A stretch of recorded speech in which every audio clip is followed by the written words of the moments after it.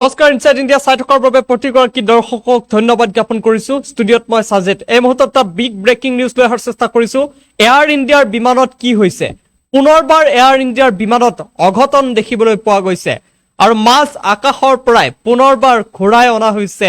air ইণ্ডিয়াৰ বিমান ফুল প্লেটৰ মাধ্যমেৰে লৈ অহাৰ চেষ্টা কৰিছো এই খবৰটো এয়াৰ ইণ্ডিয়াৰ বিমানত হৈছে কি মাছ আকাশত ঘটিল ভয়ংকৰ ঘটনা এবাৰ এয়াৰ ইণ্ডিয়া IX 375 বিমানত অঘটন মাছ আকাশৰ পৰাই ঘূৰাই অনা হল এয়াৰ ইণ্ডিয়াৰ বিমান আৰু মাছ আকাশতে বিমানত ধৰা পৰিল প্ৰযুক্তিগত সমস্যা উৰণৰ 2 ঘণ্টাৰ পিছতে ধৰা পৰিছে যান্ত্ৰিক বিজুতি দুহা অভিমুখী বিমানৰ জৰুৰী অৱতৰণ কালিকুট বিমানবন্দৰত আৰু মুহূৰ্ততে বিমানৰ ভিতৰত লাগিছে হাহাকাৰ এয়াৰ ইণ্ডিয়া IX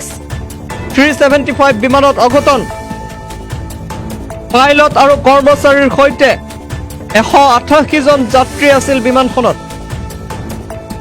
আৰু পুৱা 9:07 কালিকুটৰ পৰা উৰিছিল বিমানখন 11:12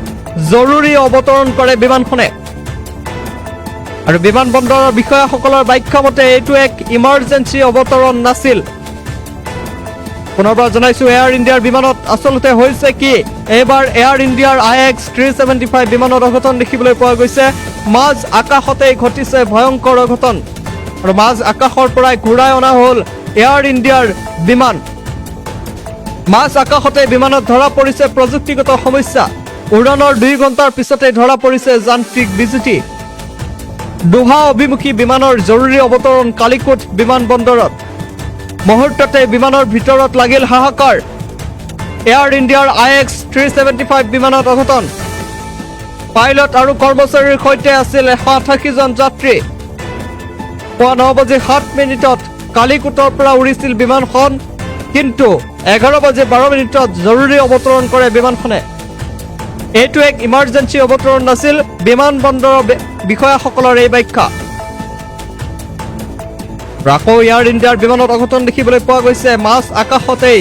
ভয়ংকৰ ঘটনা ঘটিছে মাছ আকাশৰ পৰা ঘূৰাই অনা হৈছে এয়াৰ ইণ্ডিয়াৰ বিমান